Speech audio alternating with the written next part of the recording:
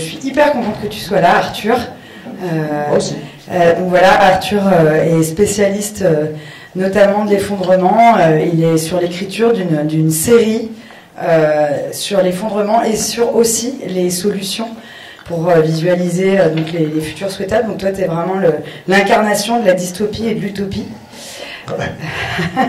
Et donc du coup, comme on a perdu 10 minutes sur notre planning, je vais pas m'étaler, je vais te laisser parler et faire ta présentation. Merci. Merci Valérie. Ouais, spécialiste de l'effondrement. Alors bon, on va voir, parce que déjà, ça c'est le titre qui m'a été donné. Hein. Mais on en avait discuté. Alors déjà, j'ai pris l'initiative de rajouter comprendre l'effondrement et agir avec pertinence et efficacité. C'est ça plutôt l'idée. Et la série que j'écris, effectivement, c'est pas une série sur l'effondrement. C'est une série sur comment les gens réagissent dans une situation de descente énergétique et matérielle rapide, qu'on peut appeler un effondrement, d'une certaine manière. Effectivement, on va parler de ça parce qu'on en entend un petit peu parler. Je ne sais pas qui, en fait, n'en a pas entendu parler ici. C'est possible? Non? Personne?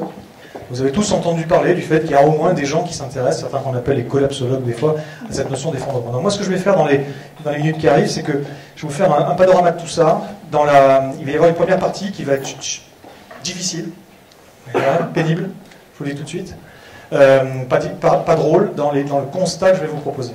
Ce constat n'est pas une opinion personnelle. Je ne donne pas mon opinion personnelle, je m'en fous de mon opinion personnelle. Et vous devriez vous foutre de votre opinion personnelle sur des sujets qui sont des sujets où on sait ou on ne sait pas. Et des sujets qui sont souvent très complexes et vachement contre-intuitifs, donc attention. Moi, ce que je vais vous dire pour la première partie, ça va être juste l'état des lieux de la science la plus solide qui existe sur ces sujets. Une fois que j'ai présenté cette synthèse, on parlera de comment on réagit, et on finira sur, justement, vous là-dedans. Mais donc, pour engager, scénariste engagé, c'est bien, mais engagé pourquoi? Engagé pour des causes. Alors moi, je pars du principe ici que l'engagement, c'est l'engagement au service du bien-être ou de l'intérêt collectif durable. Voilà. Et si on veut ça, il y a certaines façons, effectivement, de se positionner sur ces sujets. Bon, bref, j'y vais. Je vais être obligé d'aller vite. Hein. Le temps qui m'est imparti, j'ai connu Pierre. Mais cela dit, c'est quand même très rapide. Ça oblige à un effort de synthèse terrible. Donc, si des gens veulent aller plus loin, je vous encourage à aller regarder des choses qui existent sur Internet. Arthur Keller ou pas, voilà. Mais en tout cas, il y a des vidéos de moi où je vais beaucoup plus dans le détail que ce qui existe ici. Mais en tout cas, l'idée, c'est qu'effectivement, quand on parle d'effondrement, au singulier ou au pluriel, souvent, il y a des imaginaires un petit peu caricaturaux qui arrivent, et moi, je voudrais qu'on dépasse ça aujourd'hui un petit peu. Je voudrais qu'on aille plus loin, qu'on dépasse ça également aussi. Ah, ce type-là, il cherche à nous faire peur, ce type-là... Non, moi, je cherche rien du tout, moi. D'accord? L'intérêt général durable. Point. Et je vous dis des choses, une fois de plus, qui ne sont pas drôles, et qui vont vous faire peur, si vous n'êtes pas déjà... biberonner à ça, ces questions-là, si vous n'avez pas vraiment étudié la question, mais c'est pas le but de faire peur. Je suis désolé, c'est un corollaire. C'est absolument pas possible de passer à côté, et c'est bien. Vous allez voir, on en parlera après, pourquoi c'est bien d'avoir un peu peur, de se remettre en question, de se bouger, et il y a des façons de le faire. Bon, allez, je commence par ça, un truc qui s'appelle l'effet de surconfiance ou l'effet de Dunning-Kruger. C'est un petit peu cette courbe-là. Voilà, c'est une courbe en abscisse, c'est le temps, et on a au fil du temps un niveau de maîtrise du sujet qui évolue. On va de quel que soit le sujet, un sujet complexe quelconque, on va de l'ignorance à quelques notions, quelques connaissances, et puis l'expertise au bout du compte éventuellement, c'est pour ceux qui vont jusque-là. Et puis de l'autre côté, sur les ordonnées, on a ce qu'on appelle le niveau de... il faut que je sois là en fait. La confiance en soi qui va du moins 1 au plus. Et là voilà un petit peu la courbe. Au tout début, on ne connaît rien, un sujet, on commence à lire quelques trucs, et puis rapidement on voit des articles bien écrits, qui représentent un point de vue, mais qui a l'air très bien... comment dire, très convaincant, voilà, je ne trouvais pas le mot, très convaincant, et on se dit, ouais, c'est bon, tout pigé. Puis si on creuse un petit peu, on arrive à réaliser que, et si on creuse un petit peu, oula. Puis si on s'accroche et qu'on creuse encore un petit peu, ça commence à prendre un peu forme, à faire sens, et si vraiment on y passe du temps, on peut devenir éventuellement, un jour, un expert. Le problème, c'est que là, il y a un seuil, on appelle le seuil de confiance en psychologie sociale. En fait, le seuil de confiance, c'est quoi? En deçà de ce seuil, on considère que je vais fermer ma gueule, ça vaut mieux. Et au-dessus de ce seuil, on l'ouvre. Et voilà le problème. Je ne sais pas si vous voyez déjà le problème qui se dessine. Alors il y a un autre truc qui se rajoute en plus, c'est que quand on commence à être compétent sur un sujet, mais pas trop quand même, on n'est pas encore vraiment expert et tout, on a un syndrome de l'imposteur C'est-à-dire on préfère ne pas trop en dire, on ferme sa gueule encore plus. En fait, ce qu'on entend le moins de tous, c'est cela. C'est idiot, quelque part. Bon, voilà. Et puis au final, ben, c'est quoi qu'on entend, notamment sur les réseaux sociaux et dans les médias? Un petit peu des experts, qui parlent de manière très spécifique, souvent pas grand public, dans des arènes très spécifiques aussi. Et puis beaucoup, là, des gens qui racontent absolument n'importe quoi. Donc, sur ces sujets-là, comme sur d'autres, on entend absolument n'importe quoi. Je vais essayer aujourd'hui de faire la part des choses, de vous aider à trier un petit peu le bon grain de livret. La première chose, donc, c'est de comprendre. Pour comprendre, il faut sortir un petit peu du quotidien. On est dans des décors. On est dans les décors urbains, on est dans les décors mentaux, dans les décors culturels. Et donc, il faut dépasser ces décors et voir ce qui se passe derrière. Et donc, derrière, il y a quoi? Ben, il y a des limites. Voilà. Je suis désolé, mais on ne peut pas faire tout ce qu'on veut, chacun, sans limite. Non, on pouvait. Vous pouvez croire que c'était possible, c'est fini. Il y a des limites. Je vais vous les expliciter. Je passe très rapidement sur les slides qui suivent. Je pourrais passer une demi-heure sur chacune des 3 ou 4 slides qui arrivent. Je ne peux pas. Donc, juste pour vous dire qu'il y a des études qui montrent qu'aujourd'hui, un certain nombre de choses que l'on fait à la planète, l'impact que l'on a sur la planète, eh ben, ça prend des formes comme ça, qu'il s'agisse il y a quelques exemples ici. Hein. Ah oui, là, comme si je me trompe de bouton aussi. Ça a moins bien marché. Voilà, que ce soit par exemple l'ozone stratosphérique, les courbes de droite, c'est vraiment la nature. On a des phénomènes naturels. Ici, on a la concentration en dioxyde de carbone, concentration en méthane, l'acidification des océans, etc. Et à gauche, c'est sur les sociétés humaines. Là, on a le PIB. Là, on a la population mondiale. Là, on a la population urbaine, on a, etc. Bref. Et donc, il y a un certain nombre de courbes qui sont en train d'exploser, de prendre des formes qui sont proches de ce qu'en mathématiques on appelle une exponentielle. Ça pose un problème sur un monde fini. On ne peut pas continuer ces courbes, on ne peut pas continuer ces dynamiques-là. Bon, on pourrait une fois de plus y passer beaucoup plus de temps, mais j'ai pas. Aujourd'hui, je reste relativement schématique.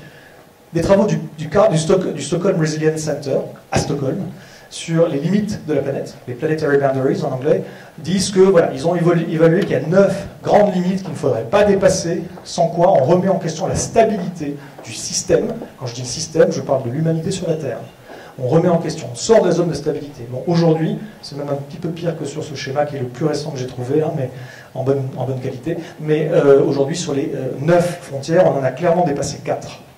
C'est le dérèglement climatique, c'est l'érosion de la biodiversité, c'est aussi surtout l'érosion des sols, enfin le changement d'affectation des sols, et ce sont les cycles biogéochimiques, notamment le cycle de l'azote et du phosphore, qui sont totalement déréglés. Dans les années 70, il y a le Club de Rome, des gens qui s'intéressent à l'avenir du monde, paraît-il, qui ont demandé au MIT, aux États-Unis, ils ont demandé à des physiciens d'utiliser un modèle qui modélisait l'humanité sur la Terre. On se rendait bien compte que c'est une tâche absolument impossible. Mais ils ont choisi un modèle qui avait l'air de bien correspondre, de bien représenter les choses de manière très macro, qui s'appelait World 3, qui avait été fait par un mec qui s'appelle Forrester. Bref, ils ont rentré des données, des scénarios en entrée, ils ont regardé ce qui se passait en sortie. Ils ont publié un bouquin qui s'appelle The Limits to Growth en anglais, en 1972.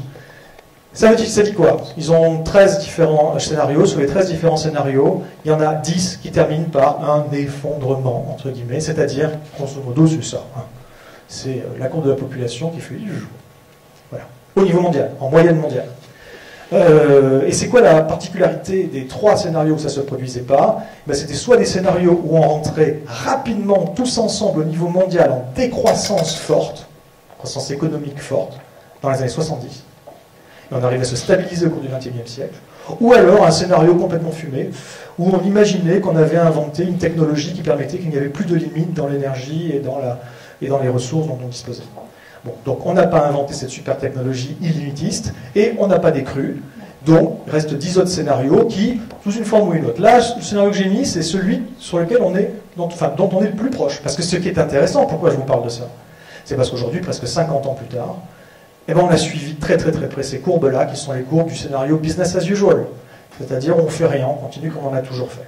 Et les conclusions de ces travaux, c'est que, voilà ce qui se passe. À peu près. Alors, il y a différentes formules. C'est pas le plus catastrophiste de tous, mais voilà, là, un petit peu après les années 2050, on se casse la gueule. Des fois, c'était les années 2030, etc. Il y a des travaux plus récents d'un physicien australien, Graham Turner, qui dit que ça arriverait plutôt dans les années 30. Mais tout ça, ce sont des modélisations, d'accord? Ce ne sont pas des prévisions. Bon. Mais ça fait peur. Le monde naturel, je vais vous faire une modélisation systémique de ce qui est en train de se passer. Écoutez bien, parce que ceux parmi vous qui sont les plus intéressés à ces sujets-là, qui suivent un petit peu l'actualité écolo, il y a beaucoup de choses dans ce qui va suivre, vous connaissez. Par contre, comment on relie les différents points entre eux pour en tirer une synthèse systémique, ça, je suis désolé, on ne le voit pas, ou très peu, ou rarement. Ça n'existe quasiment pas. Le monde naturel est composé de 6, entre guillemets, sphères. La première, c'est la lithosphère, c'est le manteau terrestre, dont on tire un certain nombre d'éléments. Aujourd'hui, la quasi-totalité des éléments chimiques du tableau de Mendeleïev est utilisée d'une manière ou d'une autre dans d'autres industries. Et, eh bien, écoutez, d'abord, on va parler du pétrole. On a un problème de taux de retour énergétique. Taux de retour énergétique, c'est quoi? Le pétrole, il ne vient pas gratuitement, et puis on l'utilise. Il faut investir de l'énergie pour aller récupérer de l'énergie. Et aujourd'hui, quand bien même, au niveau mondial, on arrive à maintenir la production en nombre de barils, ça c'est la production. Mais l'investissement initial en nombre de barils est bien supérieur, il grimpe. On va chercher toujours plus loin, c'est des gisements offshore. On va chercher des choses qui sont extrêmement énergivores, comme les sables bitumineux, comme les huiles de roche-mer, ce qu'on appelle les huiles de gaz de schiste en France. Tout ça, ça demande beaucoup d'énergie. Donc l'énergie nette, ce qui reste en sortie une fois qu'on a la production moins l'investissement, ça baisse. Donc au niveau mondial, nombre de barils est à peu près constant, mais quantité d'énergie disponible pour la société en baisse. Aujourd'hui, l'énergie au niveau mondial, c'est encore 85% d'énergie fossile. Ça n'a pas changé depuis des décennies. Ah, l'éolien, le solaire sont en train d'exploser. Oui. Mais on continue à développer le charbon, et on continue à développer le gaz à fond. Et aujourd'hui, d'ailleurs, on ne sait pas, très honnêtement, ceux qui vous disent le contraire se trompent. Mais bon, je vous laisse lire, parce que je ne peux pas développer, là, il faudrait une conférence entière là-dessus. On ne peut pas faire un réseau électrique 100% renouvelable. Pas possible. Les seuls pays qui ont fait, ou qui ont réussi plus ou moins à tendre vers ça, c'est parce qu'ils sont dépendants d'autres pays, et que quand ils ont besoin, ils revendent ou ils rachètent leur électricité, mais ils ne peuvent pas être autonomes. Voilà. Donc il y a un vrai problème d'échelle là-dessus. On peut le faire à toute petite échelle, mais pas à grande échelle. Passons. Le fait est qu'aujourd'hui, 85% du mix énergétique mondial, c'est des fossiles, charbon, pétrole en premier, puis charbon, puis gaz. Aujourd'hui, si on regarde la courbe des découvertes de pétrole depuis une cinquantaine d'années, elle a cette gueule-là. Aujourd'hui, si on regarde ce qu'on appelle le taux de remplacement du pétrole, eh bien, on en est là, à 16%, c'est-à-dire 1/6. Ça veut dire quoi? Ça veut dire que pour chaque baril découvert, on en consomme 6. Ceux qui vous disent, il n'y a pas de problème de pétrole, il y en aura toujours. Oui, il y en aura toujours, effectivement. Parce que les dernières gouttes, on ne pourra jamais les atteindre. La question, c'est est-ce qu'on en aura, nous? Parce que j'attire votre attention sur le fait que la France ne produit pas du tout de pétrole. Nous, par exemple, on a 0,4% du pétrole qu'on consomme à peu près en produit. Or, l'intégralité des activités humaines, en France comme ailleurs, dépendent de transports en aval ou en amont ou au milieu. Et les transports dépendent à 94% du pétrole en France. Au niveau mondial, c'est entre 97 et 98%. Et c'est pas grave, on va remplacer le pétrole par le charbon. Eh oui, on sait faire du carbone liquéfié. Du charbon liquéfié. Parfait, ça marche. C'est une horreur environnementale, c'est beaucoup moins dense énergétiquement, moins efficace, mais c'est possible. Donc voilà, qualité inférieure, mais c'est possible. Ah oui, sauf que pour aller chercher le charbon, il faut du pétrole. Il y a les métaux. Beaucoup de métaux, pas tous, mais beaucoup de métaux sont en décroissance forte en termes de concentration. Aujourd'hui, on rouvre des mines qu'on avait fermées il y a des décennies parce qu'on ne pouvait pas les exploiter. Il y avait quelques grammes de matière exploitable par tonne de roche. Aujourd'hui, on va les rouvrir pour les chercher. Parce que les technologies le permettent et parce que le prix sur le marché permet de faire en sorte que ce soit rentable. C'est une bonne nouvelle ou une mauvaise nouvelle, ça? Certains disent, mais regardez, on est capable d'exploiter mieux nos limites. Non, la réalité, c'est qu'on est en train de gratter le fond de la boîte parce qu'il n'y a plus rien, quoi. Voilà ce qu'on fait. Il y a des limites qui s'imposent sur les métaux. Concentration baisse. Mais le problème, c'est pas un problème de matériaux, c'est pas un problème d'énergie. Le problème, c'est bien l'enchevêtrement entre les deux. On a des milieux de moins en moins concentrés, et donc, l'extraction des matières premières requiert toujours plus d'énergie. Mais on a une énergie qui est toujours moins accessible. Et donc, la production d'énergie requiert toujours plus de matières premières. Et c'est cette imbrication qui fait que c'est inextricable et que ça s'accélère. L'atteinte des limites s'accélère. Alors j'attire aussi votre attention sur le fait que la France ne produit absolument aucun métaux et que là aussi, du coup, on est entièrement dépendant des chaînes d'approvisionnement qui viennent de l'autre bout du monde. On y tient beaucoup à notre industrie minière. Tout dépend de ça. toutes nos sociétés modernes, j'entends, dépendent de ça. Et on est capable de faire des trucs absolument incroyables. C'est énorme, hein, ça. Hein. Les pneus, ils font plus de 2 mètres de diamètre. La petite cabine pour la personne, là, c'est vraiment énorme. Mais si je vous montre ça, ce bulldozer, c'est parce que vous allez réaliser que, voilà, le bulldozer, il est là. Vous allez réaliser la taille d'une excavatrice à godet. C'est ça, une excavatrice à godet. Et puis du coup, ça vous permet de comprendre la taille d'une mine à ciel ouvert, comme celle qui est en Allemagne, ici, sur une ancienne forêt primaire, qui a été détruite à plus de 90% aujourd'hui. Cette mine à ciel ouvert, pour de la houille, pardon, eh bien, à peu près la taille de Paris. Superficie de la ville de Lyon, pardon, excusez-moi. Enfin bon, j'essaie de vous montrer le gigantisme jusqu'où on est prêt à aller pour avoir nos précieux minerais. Il y a des problèmes de sable de construction, j'entends, parce que tout le sable ne peut pas être utilisé pour la construction. Aujourd'hui, aujourd'hui on utilise tellement que on n'a presque plus en fait. La Chine a utilisé en 3 ans, entre 2011 et 2013, plus de sable pour les infrastructures, pour les routes, pour les buildings, que ce qu'a utilisé les États-Unis dans tout le XXe siècle. Pas le Liechtenstein, hein, les États-Unis. C'est dingue, hein. Et aujourd'hui, il y a ça. Des mafias du sable qui viennent piller des plages et des littoraux entiers pour les revendre sur des marchés noirs. Phosphore, j'aurais pu parler de plein d'autres choses encore, mais le phosphore est absolument indispensable à toute vie. Rien ne pousse du sol sans phosphore. Or, les spécialistes nous disent que le pic du phosphore, c'est dans les années 30, voire 40, dans le meilleur des cas. Et cela ne signifie pas qu'il n'y en aura plus après, ça signifie que c'est une ressource contrainte. Et pour tous les pays, la question qui se pose alors, c'est est-ce que le pays sera capable de s'imposer sur le plan diplomatique pour assurer ses approvisionnements en phosphore contre d'autres pays, parce que ce sera les uns contre les autres. Ah, il y a une bonne nouvelle, c'est que j'avais écrit un article là-dessus, c'est qu'on peut reboucler le cycle du phosphore. Voilà. À la campagne, c'est facile. Pas facile. Il y a un changement culturel, mais à la campagne, c'est facile. Avec certains types de toilettes sèches, etc., on peut ramener ensuite notre phosphore vers la terre. Et faire pousser dedans. En zone périurbaine, c'est un peu plus compliqué. En zone urbaine, c'est très compliqué. En zone urbaine, il faut séparer les ovanes et les eaux grises, c'est-à-dire les eaux issues de lavage. Enfin, les ovanes, c'est les eaux d'éjection, et les eaux grises, les eaux issues de lavage. Séparer les deux aujourd'hui, tout part en même temps, aux égouts, à la baille. Et le phosphore, qui est absolument vital et qui est une ressource limitée, le phosphore, c'est la base de la vie de toutes les cellules, hein, dans le vivant. C'est dans l'ADN même. Donc même la moindre bactérie a besoin de phosphore pour vivre. Et bien le phosphore, on l'envoie à l'eau, de manière irrécupérable. Parce que ionisé, c'est foutu, à jamais. Bizarre, non? C'est un problème de stock, tout ça, mais surtout un problème de flux, étant capable d'assurer les approvisionnements de nos sociétés, pour qu'elles continuent à tourner. Ensuite, la deuxième sphère du monde naturel, c'est l'hydrosphère, l'ensemble des eaux de la planète. Alors c'est les océans, les mers, les lacs, les cours d'eau, les lacs phréatiques, etc. Et je vais vous dire un peu l'état dans lequel elle est, cette hydrosphère. Nous avons des pollutions, des déchets, voilà. Des choses qui sont aujourd'hui malheureusement assez communes. C'est pas juste sur les humains, ça concerne également les animaux. Ça concerne, c'est en mer, mais c'est aussi sur terre. Et puis c'est aussi une pollution qui est à l'intérieur de nous. Sachez qu'aujourd'hui, enfin en 2019, il y a une étude là qui a dit que nous consommons chacun en moyenne dans nos pays à nous 5 grammes de plastique par semaine sous forme de microplastique. C'est-à-dire l'équivalent d'une carte de visite, d'une carte de crédit, pardon. Donc vous consommez tous en moyenne 50 cartes de crédit par an, juste par les microplastiques que vous ingérez en mangeant et en buvant. Nous avons une acidification des coraux, par exemple, dans les océans, hein, mais ça a un impact sur les coraux.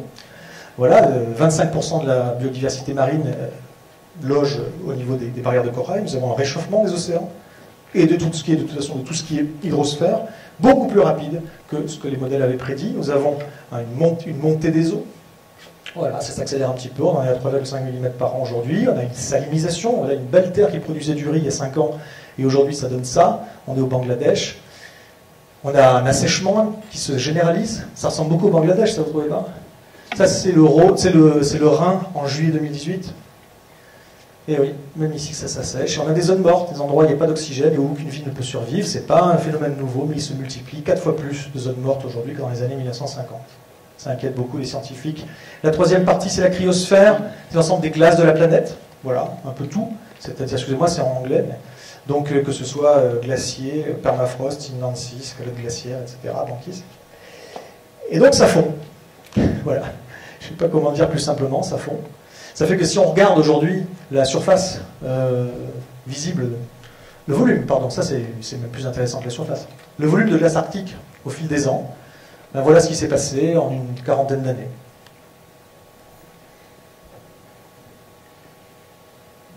Je pense que la tendance est relativement claire. Voilà. Donc ceux qui vous disent que maintenant il n'y a jamais eu plus de glace qu'aujourd'hui, oh, wake up. Nous avons, ça c'est le volume, c'est mieux que la surface comme je disais, parce qu'évidemment il y a une question d'épaisseur, mais il y a aussi une question de densité. Je n'ai pas trouvé de graphique vraiment parlant là-dessus. Il se trouve qu'au-delà même du volume, la densité de la glace diminue. Là où avant c'était hyper solide comme la roche, aujourd'hui c'est du granité qui se décompose à certains endroits. Donc en fait c'est encore pire que ça en réalité. Et donc le dernier rapport qui est paru l'an dernier sur la cryosphère et l'hydrosphère est absolument désastreux dans ses conclusions. Nous étions bien en deçà de la réalité avec nos modèles jusqu'ici. La quatrième partie du monde naturel, c'est l'atmosphère, je ne vous la présente plus. Bon ben voilà, notre ère. Depuis le début de notre ère, la concentration en gaz à effet de serre équivalent CO2 au niveau mondial. Il y a, comme vous le savez peut-être, une corrélation très forte entre la température et le dioxyde de carbone. Ce sont des choses qui s'auto-emballent, historiquement, c'est pas la courbe du dioxyde de carbone qui a augmenté avant la température, mais plutôt l'inverse. La température augmente, ça entraîne une augmentation du dioxyde de carbone. Et l'augmentation du dioxyde de carbone entraîne à son tour une augmentation de température. En fait, ça crée comme ça des cycles, des espèces de cycles. Et puis là, on voit toutes les périodes glaciaires et interglaciaires depuis 800 000 ans. Voilà. Et ça, c'est aujourd'hui.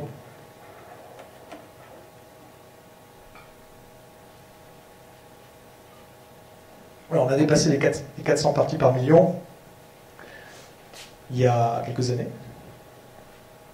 Bon, on n'est pas encore à 500, mais on y va tout droit. Qu'est-ce qui va se passer ? Personne ne sait vraiment. Hein. On sait juste que ça ne va pas être rigolo. Parce qu'on est en train d'amener, si vous voulez, un forçage terrible sur le système. On est en train de le bousculer d'une force et d'une violence qui fait qu'on a des conséquences déjà absolument dramatiques. Pour la première fois l'an dernier, les joueurs de golf ont été autorisés à venir en short. Vous voyez un peu jusqu'où ça peut aller, quoi. Nous avons aujourd'hui un problème avec ça. Alors, j'ai beaucoup aimé l'intervention, je crois que c'est Sébastien Bollard qui a fait ça, j'ai beaucoup aimé son intervention, mais à un moment il disait, il va faire à Paris le climat de Canberra. Il dit. Bon, moi j'ai entendu, il va faire à Paris en 2050 le climat de Bilbao. Canberra ou Bilbao, non, ça c'est faux. Il faut arrêter de penser ça, c'est faux. Parce qu'il y a des gens qui vivent à Canberra. Donc si c'est vivable à Canberra, ce sera vivable ici. Donc si on dit il fera le climat qui fait machin, tout ce qu'on peut se dire, c'est bon, on va s'adapter. Hein. Non, il ne fera pas le climat 2. Il fera la température annuelle moyenne 2. Donc aujourd'hui, la température annuelle moyenne à Paris, c'est environ 11 degrés Celsius. La température annuelle moyenne à Paris en 2050 sera environ 14 degrés Celsius. On s'en fout de ça. Ce qui est important, ce n'est pas ce chiffre. Ce qui évolue le plus rapidement, ce n'est pas la température, ce sont les écarts à la moyenne. Ce sont les extrêmes. Ce qu'on a avec une augmentation si rapide en quelques décennies, c'est des extrêmes qui se multiplient. Et donc, ouais, température annuelle moyenne 14 degrés, sauf que tu as 3 jours par-ci, 3 jours par-là, à 51, 52, 53 degrés, et ça te nique ta production vivrière pour toute l'année. Et ça change tout. C'est une disruption majeure, pas juste une évolution tranquillou. La cinquième partie du monde naturel, c'est la biosphère, l'ensemble du vivant. J'ai plein de choses à vous dire là-dessus. Mais je vais surtout me concentrer là-dessus. 60% des vertébrés ont disparu en 44 ans. Voilà. Entre 1970 et 2014, la grosse méta-étude qui a été faite publiée en 2014 montre que on a presque 60% de tous les vertébrés qui ont disparu en 44 ans. Donc, les vertébrés, c'est les mammifères, terrestres et marins, les poissons, les amphibiens, les reptiles et les oiseaux. Tout ça réuni. Une catastrophe incroyable. Donc quelqu'un qui vous dit mais l'effondrement, n'importe quoi. Non. Donc là, il y a un effondrement généralisé. En fait, c'est une multitude de plein d'effondrements localisés, mais qui est totalement en cours, observé. Jusqu'à présent, attention, je ne vous ai pas donné d'avis là-dessus. Ce n'est pas des théories, ce n'est pas des thèses, ce sont des chiffres. Et la plupart de ces chiffres, ce sont des observations directes. Si on regarde également, on fait un comptage, et bien on voit qu'aujourd'hui, au niveau mondial, voilà, l'homme est en bleu, c'est ça sur les continents, ça. En termes de masse, en termes de biomasse. Nous avons en marron les animaux d'élevage, et en vert, par-ci par-là, ce sont les animaux sauvages, enfin ce qu'il en reste. On a tout éradiqué. On a 60% des vertébrés donc en 44 ans, mais on a 80% des insectes nord-européens qui ont disparu en 30 ans. On a un invertébré sur 5 qui est menacé d'extinction. On a un tiers des oiseaux de campagne en France qui a disparu en 15 ans. Attention, ça s'accélère terriblement. On va comprendre pleinement ce que ça veut dire une exponentielle. C'est pas intuitif, une exponentielle. On est en train de se faire surprendre.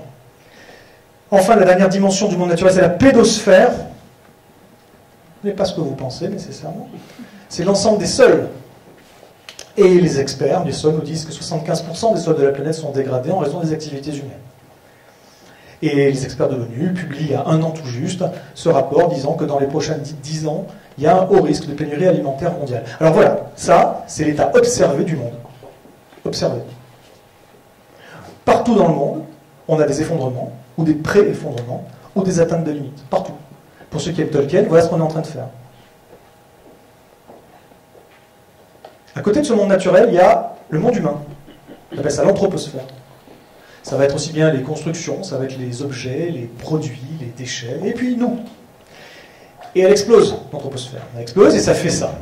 Ça fait que l'empreinte écologique de l'humanité, l'impact qu'on a sur la planète, est supérieur à ce que la planète peut encaisser sa biocapacité. On est ce qu'on appelle en déficit écologique. Ça veut dire que, clairement, on est en train de consommer des ressources plus rapidement qu'elles ne peuvent se renouveler, on est en train de mettre des pollutions plus rapidement que la Terre ne peut les absorber, et on est en train de dégrader plus rapidement que ce que la Terre sait réparer.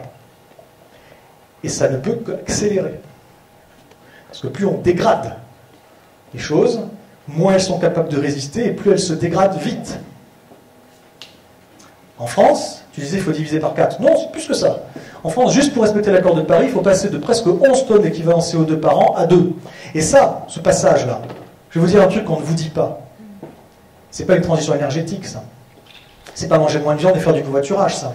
C'est pas un peu de sobriété et puis on fait quelques aménagements à la marge et puis on y arrive. Ça, c'est un changement de civilisation. On n'est pas capable de conserver notre civilisation actuelle en émettant que ça. Surtout dans le timing imparti. Ah, si on avait 3 siècles pour s'y prendre, pourquoi pas? Oui, on n'a pas 3 siècles. La disruption est majeure. Alors, qu'est-ce qui va se passer? Donc moi, je ne suis pas un expert de l'effondrement véritablement. Moi, ce que je dis, c'est ça. Nous allons avoir une descente énergétique et matérielle dans les prochaines décennies. On n'y coupera pas, ce n'est pas une question de volonté politique, ce n'est pas une question de savoir-faire technologique ou de quoi que ce soit. Une descente énergétique et matérielle qui a déjà commencé largement, qu'on va ressentir de plus en plus dans notre société à nous. On est une société privilégiée, mais ça arrive. C'est déjà commencé un petit peu, mais ça va être de pire en pire et ça va s'accélérer. Ça, on n'y coupe pas. Maintenant, ça peut ou non générer un ou des effondrements, selon notre capacité à y réagir rapidement et à changer nos modes de vie rapidement, et mettre en place d'autres choses. Mais je vais continuer rapidement pour vous dire, pour que vous compreniez bien à quel point on est vulnérable. Notre monde entier dépend de chaînes d'approvisionnement à flux tendu, hors de notre contrôle, qui dépendent toutes de transport, qui dépendent à 94%, je vous l'ai dit en France, 98% quasiment au niveau mondial, du pétrole. Nous dépendons d'infrastructures qui demandent de l'énergie et de la matière en permanence pour leur bon fonctionnement et leur maintenance, quelles que soient les infrastructures, hein, j'ai mis les routes, mais ça peut être l'eau, télécommunications, l'électricité, le gaz, etc. On dépend de technologie, c'est génial la technologie, sauf que la technologie, quand ça marche plus rien ne marche, c'est une catastrophe. En fait, on se vulnérabilise en optimisant tout. Ça va à l'inverse de la résilience. Nous avons un monde qui, aujourd'hui, est soumis à des nouveaux types, des nouvelles géométries de menaces. Donc on a aussi bien les pannes, les ruptures de certains approvisionnements, mais aussi les hackings, du cyberterrorisme, etc. Et puis on est entièrement dépendant de ça. Entièrement. Même si vous vous en foutez, même si vous n'êtes pas investisseur vous-même, entièrement dépendant. Si vous travaillez autre chose qu'au black, vous avez un salaire, le salaire vous ne pouvez le toucher que si vous avez un compte en banque, votre argent il est sur une banque, et la banque elle fait ça. Et elle n'en a rien à foutre de vos valeurs. Le système financier est court-termiste, il se fout bien du bien-être général. On est entièrement dépendant de marchés financiers qui ne connaissent que 2 états, l'euphorie ou la panique. Alors qu'est-ce qu'on fait avec tout ça? Est-ce que l'avenir ça va être ça? Situs, altus, fortus, toujours plus vite, toujours plus haut, toujours plus fort. C'est ça qu'on nous vend. Et ça, c'est une course en avant. Ce qu'on appelle le syndrome de la Reine Rouge. C'est Lewis Carroll qui disait dans Alice au Pays des Merveilles, il faut courir toujours plus vite pour rester sur place. Juste pour maintenir ce qu'on a, il faut être toujours plus vite. On s'essouffle, la société s'essouffle, les gens s'essoufflent, on arrive à des limites, comme je disais, certes écologiques, mais aussi humaines, au bout d'un moment social, humaine, etc. Le bien-être d'une nation ne peut pas être déduit de la mesure du revenu national comme défini par le PIB. Si je mets cette citation, c'est parce qu'elle est de Simon Kuznets qui a inventé le PIB. Pourtant, c'est notre mesure principale. C'est notre but principal. Et on va nous dire qu'en 2050, c'est ça. C'est beau, hein? Voilà, Paris. Waouh. Et puis, vachement écolo. Hein. Puis on va nous dire qu'on va tous se déplacer en des véhicules autonomes électriques. Ouais. Vraiment? Moi, je vais vous dire ce qu'on fait. Ce qu'on fait, c'est qu'on aime l'innovation, on aime la technologie, ça fait partie des outils qu'on préfère, qu'on maîtrise le mieux. Et on essaie de changer la perception qu'on a du problème pour que nos outils correspondent à ce problème. Voilà exactement ce qu'on fait. Et on pense, parce qu'on veut être utile, on pense que nos outils sont utiles, donc... Et on n'adapte pas nos outils au problème. On n'essaie pas de trouver les outils adaptés au problème. En fait, j'ai mis ça parce qu'il y a un dicton que j'aime beaucoup qui dit quand votre seul outil est un marteau, tout problème ressemble à un clou.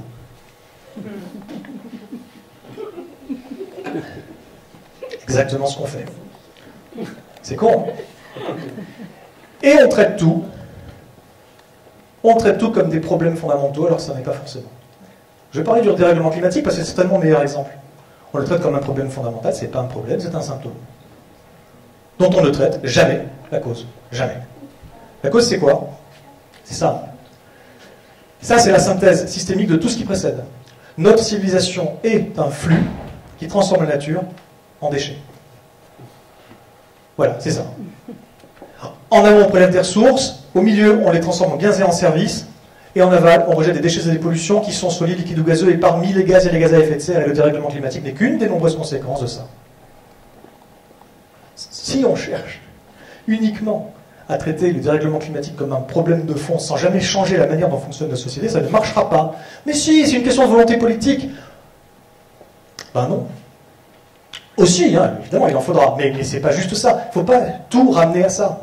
Comme si, s'il le décidait, il pourrait le faire.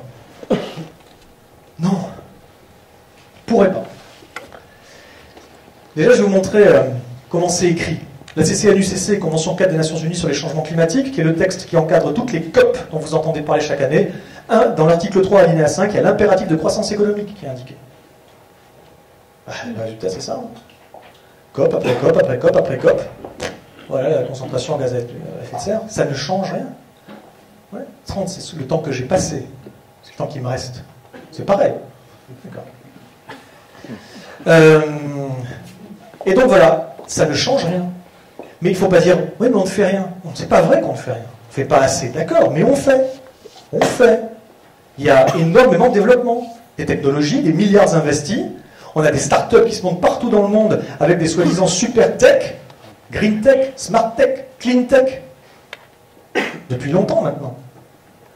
Ça accélère toujours. Ça ne peut qu'accélérer tant qu'on ne change pas notre modèle de civilisation. On essaie juste de courir après les symptômes sans jamais traiter le mal. Ça ne marchera pas. C'est pas valable que pour le climat. Hein. Là, ça a paru, c'est quoi? C'était le 4 février, on est combien? On est le 5, c'était hier ça. La Cour des comptes place un constat d'échec des politiques publiques de réduction des pesticides. Ils ont investi 400 millions, ils ont fait plein de trucs et tout, et au final, non, ça continue de monter comme si de rien n'était.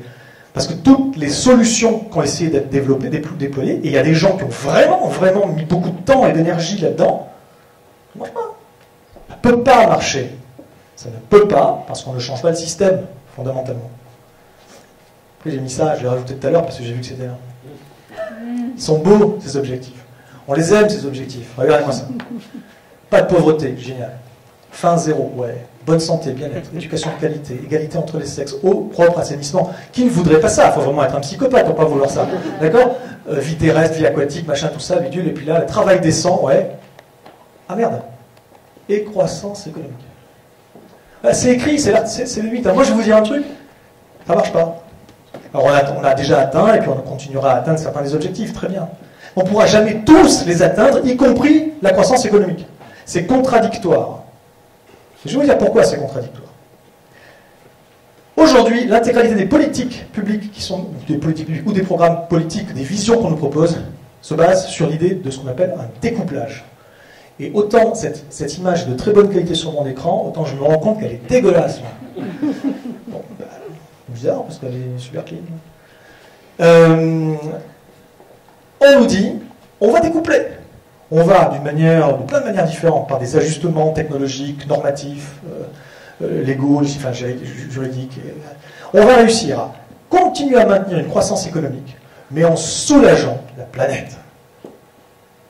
On a Ursula von der Leyen qui arrive à la tête de la Commission européenne il n'y a pas si longtemps, et qui a, je pense, vraiment, des bonnes intentions sur ce point-là. Elle veut lancer le Green New Deal, non, le Green Deal européen, qui ressemble au Green New Deal des Américains. Ça ne marchera pas. Ça ne peut pas marcher. Il suffit de lire, hein. Elle veut démontrer qu'un découplage est possible. Elle veut démontrer qu'on peut croître économiquement et décroître écologiquement. C'est voué à l'échec. Voué à l'échec. Mais si, on a réussi, il y a des découplages, enfin. Les Français, la croissance française est positive. Et pourtant, regardez les gaz à effet de serre des Français, ils baissent. Non, c'est faux. Si on regarde les émissions qui sont émises sur le territoire français, oui, c'est vrai, mais si on inclut au calcul ce qu'on appelle les émissions importées, c'est-à-dire en fait, on ne regarde pas juste ce qui est émis sur le territoire, mais on regarde juste les émissions qui correspondent à ce qui est consommé par les ménages et par les industries, les entreprises françaises, ça continue d'augmenter. Sauf qu'on a envoyé la production ailleurs, c'est tout. Au niveau global, parce que c'est ça qui nous importe, au niveau systémique, le climat il se fout bien de la France ou de la Chine, ça se mélange de tout tard. Donc, ça ne marche pas. Au niveau systémique, ça ne marche pas. Donc, au niveau français, l'empreinte écologique des Français ne fait qu'augmenter, notamment les gaz à effet de serre. Vous n'avez fait aucun effort, c'est pas bien, je ne suis pas fier de vous. Et puis, c'est pareil pour tout le monde, c'est pareil pour les Européens. Ah bah mais si, attendez, mais les Anglais, ils ont réussi. Même si on remet dans le calcul les émissions importées, les Anglais ont vraiment réussi à avoir un taux de croissance positif et des émissions de gaz à effet de serre qui décroissaient. J'ai deux choses à dire à ce sujet. Première chose, oui c'est vrai, ils l'ont fait mais ils ne le font plus. Parce qu'on est capable de le faire d'une manière localisée, en phase transitoire. Ça on est capable. Et les Anglais, ils sont sortis du charbon, ils ont réussi malgré tout à maintenir un taux de croissance légèrement positif. Mais parce qu'ils sortaient du charbon, ça a fait faire leurs émissions de gaz à effet de serre. Et effectivement, il y a eu un découplage absolu, c'est-à-dire la croissance était positive et les émissions de gaz à effet de serre en décroissance pendant quelques années. Et maintenant qu'ils ont produit cet effort de sortir du charbon, ils ne peuvent plus reproduire en permanence cet effort-là, et il y a un recouplage qui se fait. Deuxième chose que je voudrais dire. Ok, c'est important les gaz à effet de serre, mais il n'y a pas que ça. L'impact qu'on a sur la planète, je l'ai déjà dit, c'est certes des pollutions qu'on émet, et les gaz à effet de serre en font partie, c'est aussi les ressources qu'on utilise, et c'est les dégradations qu'on cause. Et donc, il faut regarder dans l'ensemble. Et sur le reste de l'équation, il n'y a aucun découplage. Est-ce qu'on utilise moins de ressources pour produire un point de PIB aujourd'hui qu'il y a 20 ans? Non, on en utilise plus, beaucoup plus. Il y a un surcouplage au niveau de l'utilisation des matériaux et des ressources. Est-ce qu'on dégrade moins écologiquement aujourd'hui que... Ben non, c'est de pire en pire. Et ça s'accélère. Est-ce qu'il y a un découplage entre les pollutions et la croissance économique? Nous, on a des putains, excusez-moi, de continents de plastique. Des continents de plastique. Il n'y a pas de découplage. Il n'existe pas de découplage. Ça n'existe pas et ce n'est pas possible. Maintenant, celui qui dit « si, c'est possible bah, », démontre-le, Coco. Parce que tout, aujourd'hui, jusqu'à présent, toutes les données te donnent tort. Moi, je ne suis pas capable de vous démontrer que ce ne sera jamais possible mathématiquement. Ce n'est pas un théorème qu'on démontre. Je vous dis juste qu'empiriquement, on est totalement, par dans le sens inverse, malgré déjà des gros efforts qui sont déployés en la matière dans certaines industries, ils n'arrivent quand même pas à découpler. Alors, au lieu de miser l'avenir de absolument toutes les sociétés humaines sur la théorie que peut-être on arrivera à découpler, ben, inversons la charge de la preuve, fais ta démonstration, et tant que tu n'y arrives pas, on va peut-être engager les sociétés sur autre chose, non? Parce que là, on est en train de faire n'importe quoi. Et les technologies, ouais, c'est super, la technologie, c'est génial, mais je vais vous dire la réalité, ça nous rend fous. On l'a déjà un peu vu tout à l'heure, je ne suis pas le premier à le dire. Ça nous rend fous. La technologie aujourd'hui rajoute des couches de complexité, et la complexité demande de l'énergie, de l'hyperspécialisation, vulnérabilise encore plus le système. C'est une course en avant qu'on ne peut pas gagner. La technologie ne peut être utile. Déjà, ça ne peut pas être une solution. Il n'y a pas de solution technologique, ça ne veut rien dire. Le problème est systémique. La solution ne pourrait éventuellement être que systémique. Et les technologies pourraient potentiellement être mises au service d'un tel projet jusqu'à un certain point. En tout cas, aujourd'hui, la technologie n'a de sens que si elle nous déjunkise, voilà, on est totalement fou, et que si elle sert des programmes de décomplexification du monde. Il faut qu'elle nous rende autonomes et pas totalement dépendants. Donc on n'est pas du tout là-dedans. Du tout. Et on est en train de vivre hors sol et de se tirer une balle dans le pied collectivement. Alors voilà, donc est-ce que tout ça, ça va mener à un ou des effondrements? C'est la question. bah écoutez, les sociétés humaines ont besoin d'énergie, ne serait-ce que ça, pour fonctionner, et puis de matériaux, etc. Et plus on va haut dans les activités éthérées, j'ai envie de dire, de la société, les arts, et peut-être même ce que vous faites, et ben moins c'est rentable sur le plan énergétique. Désolé, vous n'êtes pas énergétiquement rentable. Et donc, ça veut dire que l'énergie, que les sociétés doivent avoir de l'énergie disponible en abondance pour pouvoir se permettre ce type d'activité.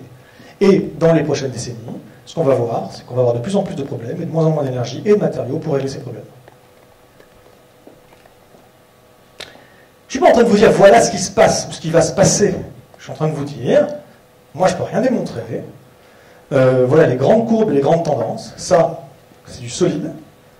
À vous de penser, est-ce que Keller, c'est un hurluberlu, ou est-ce que Keller, il n'a pas tort quand il nous dit que ça risque bien de se casser la gueule?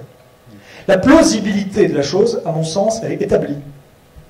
C'est-à-dire qu'il faut vraiment ne rien avoir lu ou être à fond dans des dogmes, rien avoir lu dans la littérature scientifique, j'entends, qui correspond à ça, ou être très enfoncé dans des dogmes, pour ne pas avoir réalisé aujourd'hui que la plausibilité d'un effondrement systémique, potentiellement mondial, potentiellement imminent, potentiellement rapide, potentiellement violent, etc., elle est réelle, cette plausibilité. Et je pense que la plausibilité à elle seule suffit pour qu'on se prépare, vu les enjeux. On n'attend pas de démontrer qu'un navire va couler avant d'y mettre des chaloupes. Alors, positif, négatif, vous êtes content, hein? Je sens qu'il y a une énergie folle dans cette pièce. Donc on va essayer de passer à ça maintenant. Comment on réagit à tout ce que je viens de vous dire? Collectivement, on en viendra à vous spécifiquement. Ben déjà ça. Il faut développer ce qu'on appelle la résilience, c'est-à-dire la capacité des systèmes. Je ne parle pas de résilience psychologique, individuelle. Je parle de la capacité des systèmes à survivre à ça, à gérer ça et à survivre à ça. Et donc devenir résilient, c'est quoi? Faire des stocks collectifs. Stocks collectifs. Ça veut dire quoi? Il y a des moments à passer qui sont difficiles. Il faut avoir des ressources d'avance pour pouvoir gérer et lisser les passages difficiles. Typiquement, si on n'a pas de bouffe pendant 1 an parce que les récoltes sont mauvaises, voire plusieurs années de suite, comme c'était régulièrement le cas au Moyen-Âge, alors on ne reviendra peut-être pas au Moyen-Âge, mais je veux dire, c'est possible que des récoltes soient mauvaises et qu'il n'y ait pas assez à bouffer pour les 8 milliards bientôt d'humains sur cette planète, et bien si on a des stocks, on gère mieux ces points de passage. Mais les stocks doivent être collectifs. Si chacun se met à stocker dans sa cave, je ne dis pas qu'il ne faut pas le faire du tout, mais prenez quelques trucs. Si chacun se met à avoir un magasin entier dans sa cave, ça crée le bordel plus que le contraire. Et si quelqu'un sait que moi j'ai pas un rond, j'ai pas pu me faire de stock, mais je sais que le voisin là-bas il a un stock, qu'est-ce qui va se passer si un jour il y a une pénurie qui se produit? Ça va être des problèmes conflictuels qui vont... Voilà. Donc les stocks doivent être faits, mais collectivement. Deuxièmement, des barrières. Où que vous soyez, vous êtes soumis à un certain nombre de menaces, je dirais, et il faut des barrières qui correspondent aux menaces. Vous êtes en bas d'une montagne, vous mettez un truc pour éviter, pour vous protéger d'une éventuelle avalanche. Vous êtes à Fukushima, logiquement, il y a une digue pour vous protéger d'un tsunami, etc. Ça, c'est très simple, c'est pas... Enfin, voilà. Diversité et réseau. La diversité, c'est-à-dire qu'on n'est pas résilient en faisant toujours la même chose. Une monoculture, c'est pas résilient. Hein, il faut plein de choses différentes au niveau culturel, mais au niveau également culturel. Plein de choses différentes, une diversité pour arriver justement à créer. Et dans le lot, il y a des choses qui vont être faites qui ne tiendront pas, et d'autres qui tiendront, etc. Et puis un réseau. Il faut faire les choses en réseau, faire les choses ensemble. Pour ça, il faut de la confiance, il faut partager l'information, c'est ça qui crée de la confiance. Quand vous partagez les bonnes comme les mauvaises informations. C'est-à-dire que s'il y a un truc bien qui arrive, il faut partager pour qu'on puisse partager ensemble, il faut partager l'information pour qu'on puisse partager cette chose bien, qu'on puisse la vivre ensemble. Et puis s'il y a un problème, vous pouvez aller aider ou demander de l'aide, etc. Ça va se créer en réseau, ça prend du temps, ça ne s'improvise pas, la confiance et le réseau.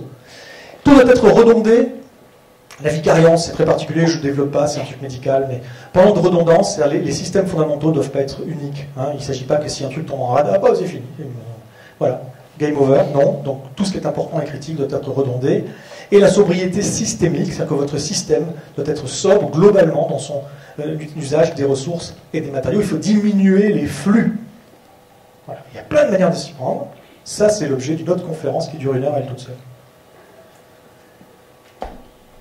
C'est dans la sphère des idées que ça se passe. Il faut changer un certain nombre de choses dans la manière qu'on a de voir le monde. Il faut exploser des conceptions, déconstruire pas mal de choses. C'est libérateur de faire ça. Parce qu'en restant enfoncé dans des dogmes ou des pensées mainstream, alors qu'on atteint clairement des limites et que ça commence à se craquer de partout, les dissonances cognitives commencent à s'installer et à augmenter. Les dissonances cognitives empêchent tout bonheur, nous rendent fous et nous poussent, in fine, nous poussent à des comportements antisociaux, plus ou moins violents. Il faut sortir de l'idée du solutionnisme. C'est quoi le solutionnisme? Parce que les humains sont super forts pour résoudre les problèmes. Super forts. Les ingénieurs, surtout, là, qui sont faits pour ça, ils sont très forts, les ingénieurs. Voilà, ils prennent des problèmes et ils les résolvent. Si un problème est trop complexe, on les coupe en petits problèmes moins complexes et on les résout. Super. C'est quoi le but de ça? C'est de maintenir le système. Donc, quand on loue nos capacités à résoudre des problèmes, on loue quoi? Notre incapacité à imaginer autre chose. Les gens qui sont les plus à fond dans les super nouvelles technologies, la Startup Nation, mais ouais, mais on va tout changer, on est super géniaux, on a des super technologies, ces gens-là, malgré des fois le caractère absolument génial de certaines trouvailles, il faut bien le dire, mais malgré tout, ces gens-là sont dans une pensée archaïque. Parce que tout ce qu'ils veulent faire, c'est maintenir notre système, ils n'arrivent pas à imaginer autre chose. Problématique, ça. Il y a vraiment une panne totale des imaginaires. Panne totale des imaginaires. C'est là que vous allez arriver. Mais, encore deux, trois trucs. Enfin non, je lance dedans, mais je vais faire une digression après, mais c'est pas grave. Donc voilà, il faut proposer de nouveaux imaginaires. Pour ça, il faut mettre en scène des hommes et des femmes qui font... Alors, vous faites de la fiction, l'un n'empêche pas l'autre. Moi, je vous encourage justement à trouver des formes narratives qui mêlent la fiction et le réel, et le monde réel. Il faut vraiment trouver ça. Il faut le croisement des deux. Parce qu'il y a des gens qui font déjà des choses qui sont inspirants, et c'est ça dont on a besoin, de gens inspirants, dont on se dit, soit le projet m'intéresse, soit je veux ressembler à ce mec-là ou à cette nana, je veux lui ressembler. Le désir mimétique est extrêmement fort pour pousser les gens à agir. Il faut une pensée système. La pensée système, c'est ce que moi je vous propose aujourd'hui. Sauf que moi, cette pensée système, j'ai mis 15 ans. 15 ans, croyez-moi, de travail acharné pour arriver à développer une vraie pensée système. Et tout le monde ne peut pas. Je ne dis pas que c'est une question d'intelligence, mais c'est une question de... faut vouloir. Il faut vraiment vouloir y passer le temps que j'y ai passé. Donc, par contre, collectivement, on peut. Donc, là encore, diversité. Mais ne vous mettez pas qu'avec des gens qui sont d'accord avec vous sur tout et qui ont la même vision, machin. Non, au contraire, mettez-vous avec des gens qui sont complémentaires les uns des autres. Et si vous créez des récits, faites en sorte qu'il y ait des groupes qui vivent, pas, si possible, un individu qui sauverait tout, l'homme ou la femme providentielle, non, mais juste des communautés où ils sont complémentaires et globalement, ils ont une pensée système ou une approche système. La démo... C'est quoi une pensée système? Ces systèmes, c'est de comprendre quelles sont les causes, grosso modo, quelles sont les causes primaires. Et tu vois, aujourd'hui, on a des gens qui nous parlent de biodiversité, on a des gens qui nous parlent des dérèglements climatiques, de problèmes d'accès aux ressources, etc. Et c'est une pensée en silo. La pensée système consiste à relier les silos les uns avec les autres, voir comment ils interagissent les uns avec les autres, puis à voir s'il n'y a pas des déterminants communs à tout ça. Voilà, je vous schématise beaucoup. C'est vrai que c'est en dynamique des systèmes, voir comment les systèmes complexes évoluent dynamiquement. Il y a des choses beaucoup plus compliquées encore, mais aujourd'hui je ne rentre pas là-dedans, sinon je m'en sors pas.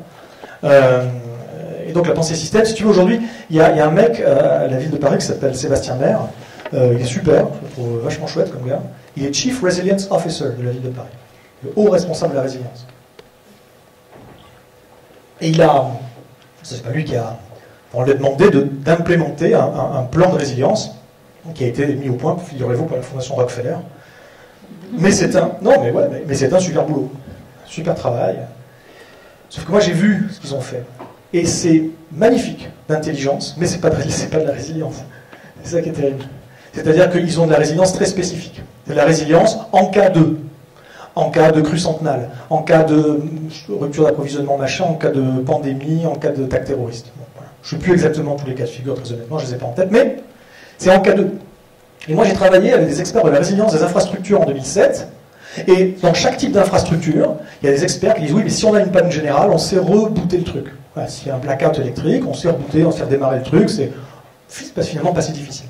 Dans chaque type d'infrastructure, ils ont ça. Mais aucune pensée système. Puisque chaque type d'infrastructure sait redémarrer si et seulement si tous les autres types d'infrastructures fonctionnent bien à côté. Ouais. Ça ne se passera pas comme ça, des fois. Hein. Voilà. On me dit souvent, ouais, mais ce que tu racontes, là, c'est quand même difficile. Des choix difficiles à faire. Il faut que les gens prennent conscience d'eux, il faut qu'ils... En démocratie, ça n'arrivera jamais. Ton truc, là, ça va foutre en l'air la démocratie. Toi, ce que tu veux, c'est une dictature verte. Il faut protéger la démocratie, on est tous d'accord. Laquelle ? Non, enfin laquelle?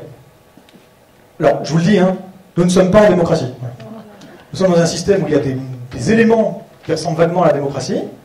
Hein, ça fait 2 siècles environ qu'on nous noie le poisson en disant qu'il y a la démocratie, mais la démocratie, c'est le gouvernement du peuple, par le peuple, pour le peuple. Qui y croit encore? Nous ne sommes pas en démocratie. Je vais vous dire le truc. La bonne nouvelle, c'est que la démocratie, déjà Platon le disait, ça ne fonctionne qu'au niveau territorial. À la juste échelle. Il faut que les gens se connaissent et qu'ils aient confiance en réseau. Et là, on peut avoir une vraie démocratie. Raison de plus d'y aller. Il faut du courage, de la bienveillance, la solidarité. Attention, grande différence entre bienveillance et solidarité. La bienveillance, c'est plutôt une disposition, est-ce que je suis bienveillant vis-à-vis des autres ou pas? Solidarité, pas nécessairement bienveillante. On peut être solidaire par calcul. Donc moi, je vous encourage à mettre en avant la solidarité. Pourquoi? Parce qu'il y a ceux qui sont bienveillants qui vont s'y retrouver, puis il y a ceux qui font ça par calcul. Il faut qu'ils comprennent qu'ils ont intérêt à être solidaires. Et en le faisant, ils finiront par devenir bienveillants. C'est comme ça que ça va se passer. Et puis ça aussi. Aujourd'hui, on a un rapport au vivant qui est débile.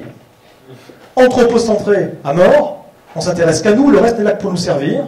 Rapport utilitariste au reste du vivant. On exploite, on surexploite, déséquilibre, in fine, potentiellement effondrement. Si on ne change pas radicalement notre point de vue de qui on est, et comment on interagit, les modalités d'interaction avec la nature, ça ne marchera pas, quoi qu'on construise, et voué à l'échec. Sortir de la croissance, fut-elle verte, sortir de la marchandisation du monde, il faut protéger les ressources essentielles des logiques de marché. Un récit techniciste obsolescent, la technologie ne nous sauvera pas, il faut l'intégrer quand vous même réfléchirez à vos storytelling. Pensez bien à ça. Les solutionnismes, d'accord, des solutions, mais quel problème? Remontez toujours au problème, posez la question pourquoi, d'où ça vient, remontez aux causes primaires. Posez donc les bonnes questions. Bottom-up. Le changement ne viendra pas du haut. Il ne peut pas, c'est verrouillé là. C'est verrouillé. Les leaders n'ont aucun pouvoir pour changer ce système. Ils ont du pouvoir à l'intérieur du système, pas pour le changer. Le changement de système ne peut venir que de vous, de nous, et uniquement nous. Mais moi, qu'est-ce que je peux faire? Tout. Au moment, il faut se bouger le cul, je vais vous donner quelques clés pour ça. Ça ne peut partir que de nous. Et ensuite, on fait pression. Même si on nous dit, oui, mais attendez, t'es gentil, toi, j'ai pas un rond, vous allez voir, pas besoin d'avoir de l'argent, au début du mois. Oui, mais c'est eux les responsables. C'est les grandes entreprises qui polluent beaucoup. Oui, ok, d'accord. Et donc il faut qu'elles changent. Donc on leur demande de changer. Ouais, changer. Ouais, respecter les accords de Paris. Ouais. Non, il faut les faire changer. C'est encore à nous de jouer. Peut-être pas coupable du passé, mais responsable de l'avenir. Œuvre collective et responsabilité individuelle, ça ne s'oppose pas. Et puis voilà, des récits parallèles avec de nouvelles valeurs, de nouvelles règles de vivre ensemble, de nouveaux savoir-faire. Il faut une recompétentiation des gens, mettre en avant et valoriser d'autres formes de compétences. Éducation doit être totalement renouvelée, de nouveaux héros qui incarnent tout ça. Voilà ce dont on a besoin. La lutte sociale et la lutte écologique doivent se renforcer, pas s'opposer. Il est question maintenant d'arriver, de participer à la fondation de nouvelles cultures. On voit ça. Changeons le système, pas le climat. Je trouve ça pas mal. Alors, on change le système? Elle dit oui. Qui veut changer le système? Ouais. On ne peut pas. On ne peut pas changer le système. Le système, pour le changer, il faut le remplacer. On ne peut pas changer une loi ici, mettre une norme là, une technologie là-bas. À chaque fois que tu changes un truc dans le système se réorganise autour. Et il change à la marge. Ça ne change rien fondamentalement. Non, il faut changer radicalement, hop, un grand switch, clac, on passe sur le système B, où tout est changé, y compris les cultures, y compris la façon dont l'humain se comporte vis-à-vis de la nature. On ne peut pas. Ça ne marchera pas. Et comme on ne peut pas changer le système, il faut changer deux systèmes. La solution, elle est là. Il faut construire autre chose en parallèle. Il ne faut pas essayer de changer le système. Il faut lutter contre certaines choses du système. Je n'ai pas dit le contraire. On va le voir très rapidement. Mais surtout, il ne faut pas attendre que le changement vienne. Il faut construire, montrer l'exemple et que ce soit inspirant. On a besoin de storytelling pour faire en sorte que ce soit inspirant. Regardez, jetez un œil du côté du Transition Network, les villes en transition, c'est pas parfait, mais il y a un bon ADN là, déjà pour commencer à structurer sur ce que pourraient être des modes de vie collectifs post-carbone, puisqu'on en parlait tout à l'heure. Et donc là où vous pouvez commencer, et ça ne demande aucun argent, c'est ça. Tout le monde. Organisez des conversations là où vous êtes. Entreprise, quartier, famille, c'est pas toujours facile. Amis. Voilà, des conversations où vous allez ensemble parler des problèmes, des risques, des menaces, mais aussi des forces, des richesses, de ce que vous avez. Et vous essayez ensuite de voir émerger des projets. Des projets émergeront, mais feront sens là où vous êtes. Si ces projets répondent à cette question. Voilà la grande question, d'être au cœur de toutes les réflexions. Si vous trouvez des réponses concrètes à cette question, là où vous êtes, vous ferez naître des espoirs lucides. Vous ne serez pas dans du solutionnisme creux.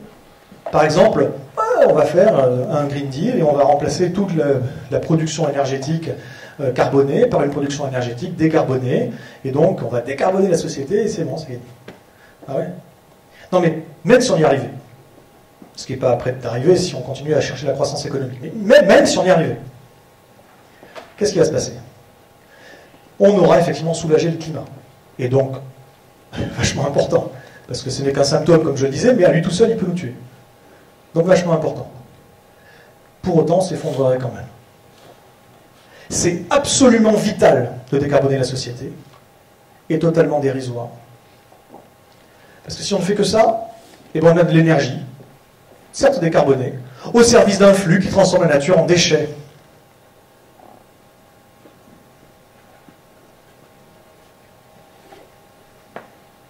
Voilà, une citation qui n'est pas de Lewis Carroll. Je dis ça parce qu'elle est souvent attribuée à Lewis Carroll, mais c'est pas vrai. Il faut se raconter des nouvelles histoires parce que les récits influencent nos perceptions de l'avenir. Alors qu'est-ce que l'on veut raconter? Ça, c'est ça l'avenir? Les Super Paris 2050, c'est ça l'avenir? C'est de la culture hors sol, c'est génial. Ou c'est plutôt des choses collectives qui nous font sourire, qui font du sens. Quoi qu'il en soit, la guerre des imaginaires a commencé et il nous faut ça aujourd'hui. Et pour ça, il va falloir que vous compreniez ce que ça veut dire lucide. Que vous compreniez la nature de la problématique systémique. Quand je dis comprendre, ça ne veut pas dire devenir expert vous-même. Mais comment vous ayez des notions sur la nature de la problématique et donc la nature de l'espace des réponses pertinentes. Pour ne pas nous proposer des storytelling où on va avoir des solutions technologistes, où on va avoir des, comme je disais, des personnages providentiels, ou je sais quoi, qui ne peuvent pas fonctionner. Alors, il ne s'agit pas de contraindre les créatifs, c'est pas la question.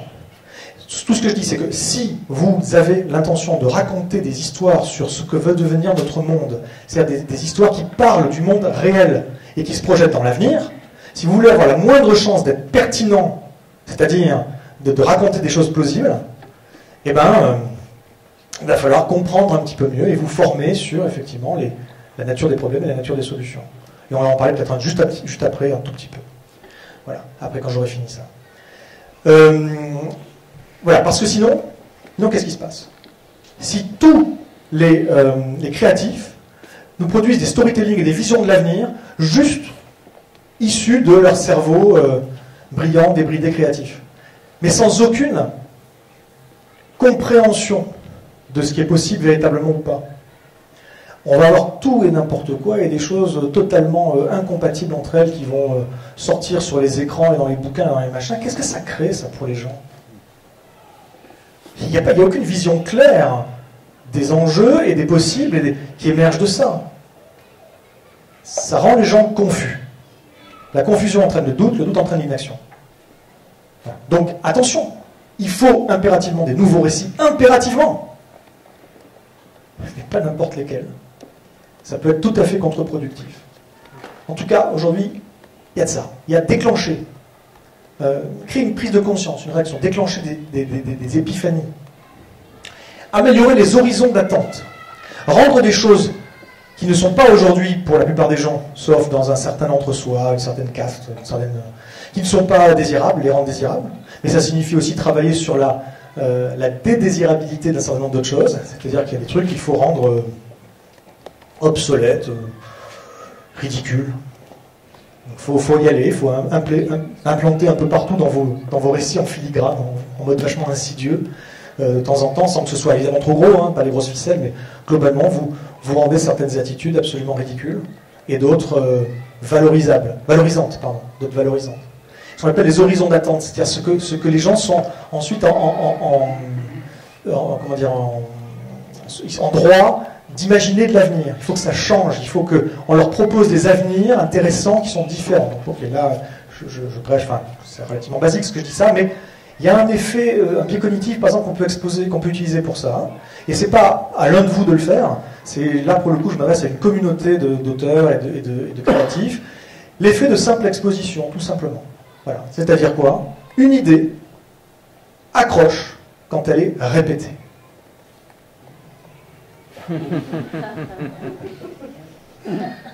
Une idée accroche quand on la voit, et on la revoit, et on la re-revoit.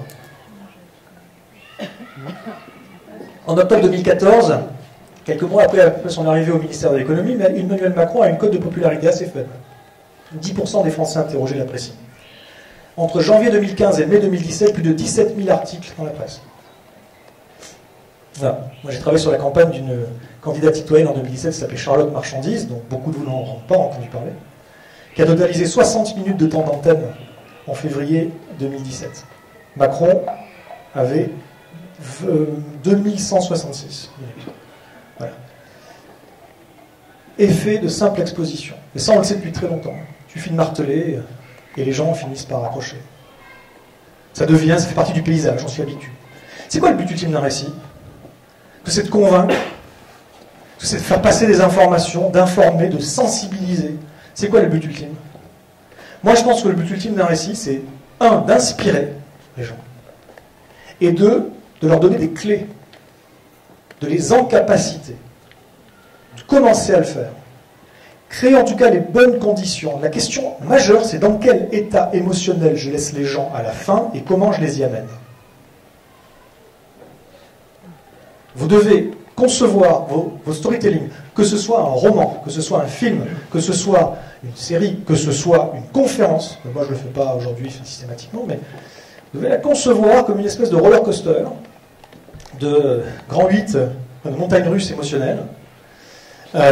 Et l'idée, c'est que vous allez avoir des alternances entre des émotions positives et négatives, etc. Et à la fin, vous les avez là où vous voulez les amener, en créant une dynamique. Et vous devez prévoir vos récits comme une série d'inversions de sentiments, d'émotions. Passer des émotions positives à des émotions négatives. Vous encouragez à faire ça. C'est aussi, mais vous le savez très certainement, les récits efficaces, c'est une question de structure, comment vous structurez vos récits. Voilà, ça je ne vous fais pas un cours là-dessus. C'est aussi une question de genre. Vous devez connaître par cœur les genres dans lesquels vous écrivez, les genres cinématographiques ou littéraires, connaître les codes du ou des genres que vous utilisez. Et puis, c'est une question de protagoniste. Ça, je le dis parce qu'il y a beaucoup d'auteurs qui... juste, je le dis quand même, moi j'ai une double casquette. J'ai été scénariste. Si je me permets de parler de ça, c'est parce que je l'ai été aussi. Alors, peut-être pas aussi, de manière aussi professionnelle que beaucoup d'entre vous, mais je l'ai été aussi. Je suis un bon théoricien d'écriture et scénaristique, même si j'en fais pas mon métier aujourd'hui. Mais beaucoup d'auteurs se plantent sur qu'est-ce qui fait qu'un personnage est intéressant. Moi, je me permets de le dire. Qu'est-ce qui fait qu'on s'intéresse, voire qu'on s'attache à un personnage? Pardon, c'est une question. On peut s'identifier, ouais. Ou identifier quelqu'un. Je pense pas. Ça joue, mais c'est pas la clé. L'empathie, c'est-à-dire on voit souffrir, du coup, oui, d'accord, mais ça d'accord, mais ça c'est plutôt dans l'histoire, mais dans la caractérisation du personnage lui-même. Il nous intrigue, on n'arrive pas à le connaître, on veut en savoir plus. Non, c'est un personnage complexe qui a plusieurs... J'ai entendu une femme parler. Ouais. Ce qui fait qu'on s'intéresse à un personnage, c'est quand on comprend son moteur interne, intuitivement. Et qu'il y a un côté où on s'approprie ce même moteur interne. Et le moteur interne, c'est ce qui pousse à avancer. Ça vient de quoi? Ça vient des failles du personnage. Ce qui est important, c'est les failles, les faiblesses psychologiques et souvent morales. C'est ça qui fait qu'un personnage est bon. Et c'est ça qui fait qu'il va faire ce qu'il va faire, et qu'il a le parcours qu'il a, et que l'histoire, il y a beaucoup de gens aussi qui écrivent une histoire, après ils mettent un personnage ou des personnages dans cette histoire, c'est faux, l'histoire n'est ce qu'elle est que parce que le personnage est qui il est, et il n'agit que parce qu'il est comme ci, comme ça. Donc ça doit se construire en même temps, mais je ne vous fais pas un cours de scénarisation, il y a des gens plus calés que moi, dont c'est vraiment le métier, et voilà. Mais ça c'est très important, je me permets de le dire. Donc, dans vos storytelling, travaillez beaucoup sur les protagonistes, y compris si ces protagonistes sont des gens issus du réel, parce que comme je vous le disais, il ne faut pas juste faire de la fiction, il faut marier, quasi fini, il faut marier entre le monde réel et le monde fictionnel. Et donc, il y a des gens qui existent vraiment, mais il faut savoir les présenter sous une forme qui fait que ça les rend inspirants. C'est la clé. Tout ça, c'est dans la sphère du faire aussi, c'est-à-dire que maintenant, il faut y aller. Vous, avec votre plume, d'autres manières, il faut faire des choses. Il faut sortir d'une logique artificialisante et rentrer dans une logique de régénération. Si vous ne participez pas à votre niveau à la régénération du vivant, à la régénération du lien social, vous faites partie du problème. Je ne sais pas pourquoi il y a c'est une erreur, elle est en double. Excusez-moi. Voilà, et tout ça, ça permettra de lever les dissonances cognitives, ça nous donnera même une chance, excusez-moi, il y a de la redite. Une chance au bonheur. Il faut faire ça en reliance. La reliance, c'est quoi? C'est qu'il faut arrêter de dire qu'il faut faire et puis pas trop parler, ou qu'il faut penser mais, et puis faire après, ou qu'il faut je ne sais pas quoi. Il y a des gens qui opposent les penseurs, les faiseurs. Il ne faut pas opposer. Il y a des penseurs, il y a des faiseurs, il y a des communicants, et il y a des facilitateurs. Et tous ces gens-là doivent travailler ensemble. Les penseurs, ils étudient, conceptualisent, ils proposent. Les faiseurs, ils entreprennent, ils montrent l'exemple, ils font faire d'autres, ils expliquent comment ils font, ça, ils passent le relais. Les communicants, ils racontent, ils diffusent, ils inspirent. Les facilitateurs peuvent financer, patronner, en capacité d'une manière ou d'une autre. Ça doit travailler ensemble. Et pour terminer, stop. Pour terminer, effectivement, je vous dis, il ne faut pas essayer de changer le système, pour autant, il y a des choses, il faut dire stop. Ce système, il y a des activités qui sont totalement d'annihilation du vivant. Et ces activités les plus folles, il faut vraiment se lever contre. Et donc, au-delà de la résilience et de la reliance, je vais vous parler aussi quelques slides de résistance, il y a des moments dans l'histoire où il faut se lever. On est en train de tout tuer, tout. Alors quand? C'est quand le moment où on dit « je me mobilise ». Même si je ne suis pas un activiste moi-même à la base, c'est pas mon truc, tout ça. Serons-nous ceux qui se seront levés pour cette cause qui conditionne toutes les autres causes? Serons-nous ceux qui s'en seront lavés les mains? Voilà. Parce que vous allez vous mettre devant, évidemment c'est symbolique, mais vous allez vous mettre devant ça. Et vous voyez tout à l'heure la mine dont je vous parlais en Allemagne, et bien en juin dernier, il y a 6000 activistes de toute l'Europe qui sont allés, qui ont bloqué la mine pendant 48 heures. Voilà. Alors c'est un succès, un échec, 48 heures. Ben, c'est un échec si ça s'arrête là. C'est un succès si c'est le début de quelque chose peut-être. Dans tous les cas, un changement des imaginaires, une résistance, de la résilience et de la reliance. C'est la clé. Tout est là. On est à un croisement, à un carrefour historique. Et c'est le déclic ou le déclic. Alors tous sur le pont.